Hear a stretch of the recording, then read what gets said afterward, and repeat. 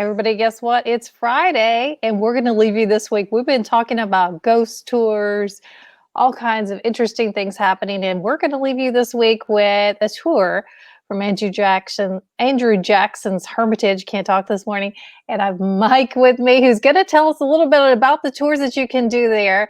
And so, Mike, how's it going this morning?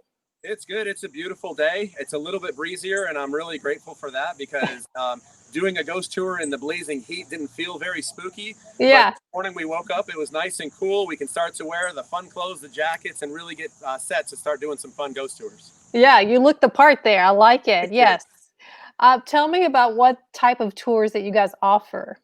Yeah, absolutely. So the Hermitage offers ghost tours seasonally, and we do almost nearly 2 months of ghost tours just because they're so much fun and they have a tendency to sell out. Everyone really wants to be a part of this because there's something that's just so special about coming to the Hermitage grounds and seeing the mansion in a whole different way. You're seeing it at night. So when you come on the tour, we actually tour through the grounds. We'll be the interpreters like myself. We'll have lanterns, and you're welcome to use your own cell phone flashlight so that you don't get too scared. But we're going to walk through dark areas. We're going to walk through the trees. We're going to come down the carriage drive, and then the big reveal of seeing Andrew Jackson's mansion with beam spotlights coming up those columns is truly a very fun experience for Halloween.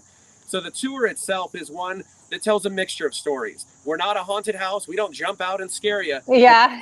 We let history speak for itself. We tell stories of our own experiences as staff. We tell experiences that our guests have told us. And we also tell stories and legends of Andrew Jackson himself and things that we hear that the general went through himself. So it's a combination of stories really make a really fun time for the old and young alike, and something where you're getting a little bit of history, but you're also getting a heck of a lot of fun at the same time.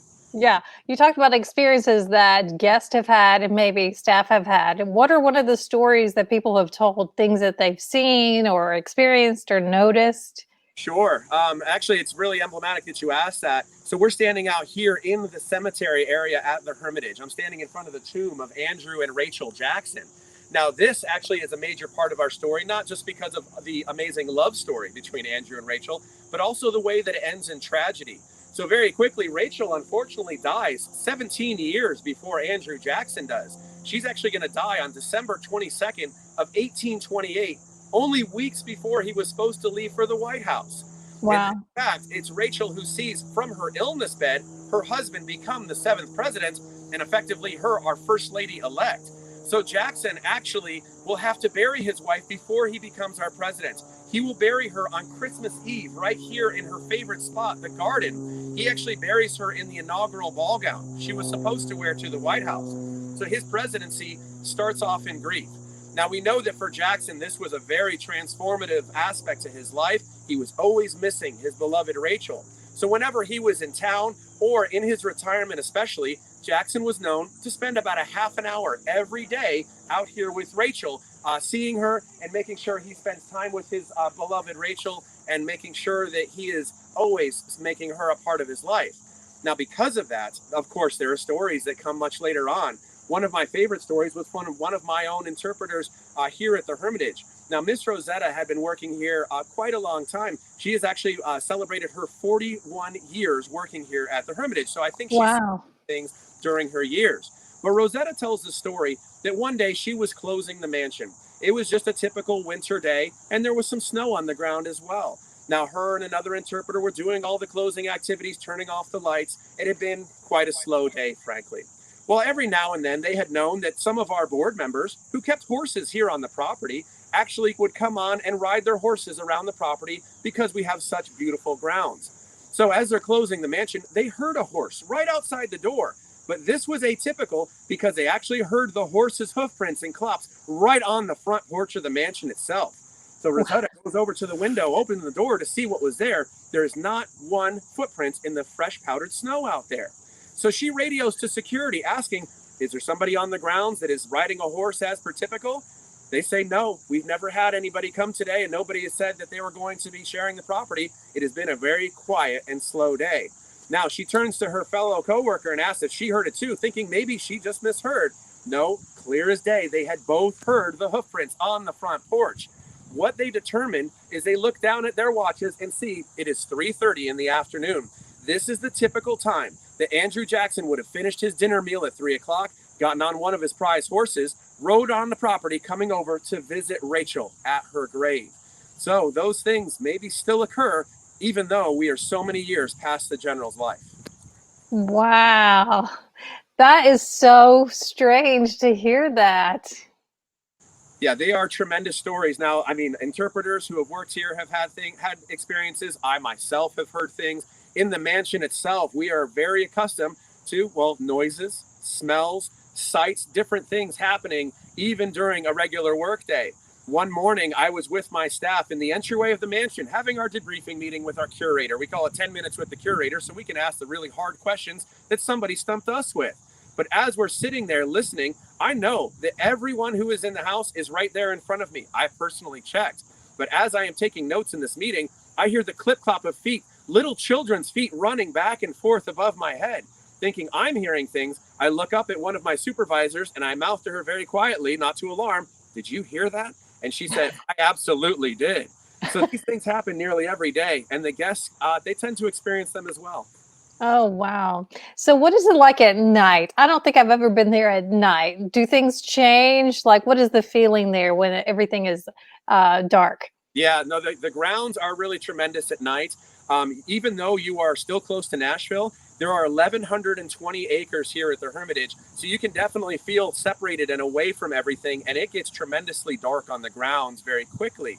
Now, we have pathway lights and we use lanterns and flashlights, but it can be very spooky very easily. My very first ghost tour I gave here at this place, I was standing on our carriage drive doing the presentation, showing the beautiful mansion and its lights. And as I turned to point down the driveway, how people would come down to the mansion, as soon as I point that way, a coyote goes tropping across the driveway, almost on cue, to the point the guests were asking if I had planned it. And so it can get quite spooky quite quickly.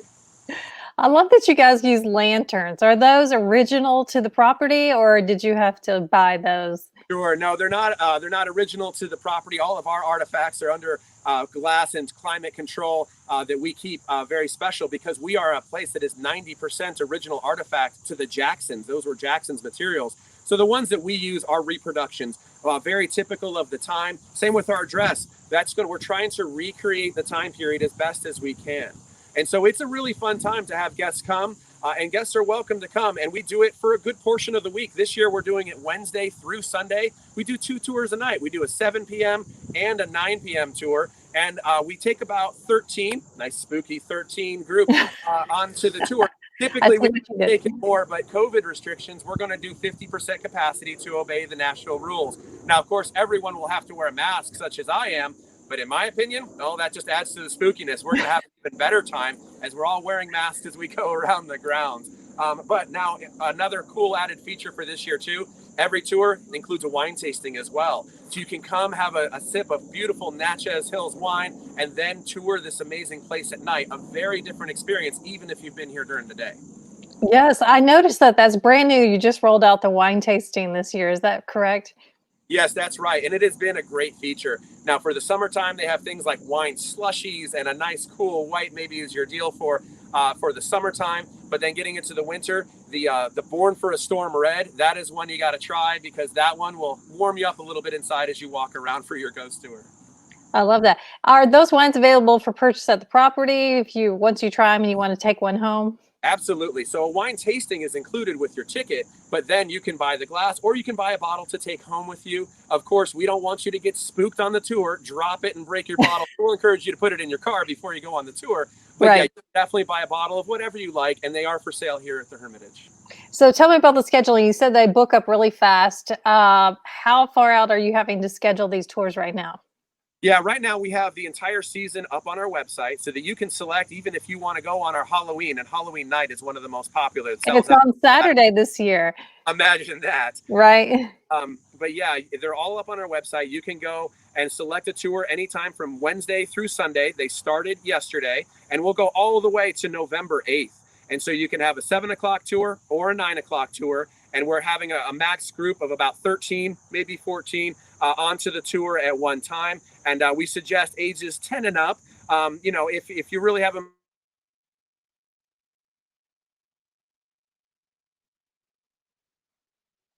a We ask for 10 and up is probably the preferred way, but we have a wonderful time. All right. Well, thank you so much for sharing all those stories. That's amazing. You guys go check them out. What's the website? Do you know the website where people can go sign up? Yep, very simple, thehermitage.com, and you're going to find everything. And the link, there's a giant picture of this beautiful tomb at night. You're going to see, and it says Ghost Tours. Just click on that link, and you'll be able to book your own tour. Hey, thanks so much for sharing all that with us. Thehermitage.com. How easy was that? There you All go. right. We will see you soon. I hope you guys go check it out and then report back to me and let me know. All right. Thank you. No Bye, problem. everybody.